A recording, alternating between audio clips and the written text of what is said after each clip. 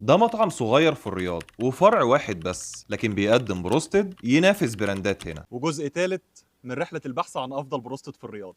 يلا، بروستد توم ونص، اسمه فظيع. وبيجي معاه عيش وعلبة حمص وعلبة توم. وعلبة توم حار بريالين وثلاث أكياس كاتشب. وكاتبين انهم بيستخدموا دجاج ذبح يومي من دجاج اليوم. وسعر البروستد هنا 23 ريال. وجبت بروستد حراق وتتبيلتهم فيه مش هكون ببالغ لو قلت مختلفة عن اي تتبيلة بروستد دقته قبل كده. تتبيلة البروستد تحفة تحفة. والدجاج كان لحمه ابيض وباين انه فريش، والتتبيله متوزعه فيه كويس. اما بالنسبه للحمص فكان طعمه حلو، لكن اللي ابهرني فعلا هو التوم. لا باين فيه طعم توم باودر ولا حتى نشا. التوم معمول صح. يمكن هم اغلى ريال او ريالين عن بعض المطاعم، لكن باين قوي في جوده المواد اللي بيستخدموها. وعشان كده اي مطعم بيتقي ربنا في المواد الخام اللي بيستخدمها والحاجه اللي بيقدمها للناس، فنتيجه سعيه ضروري حتميه النجاح.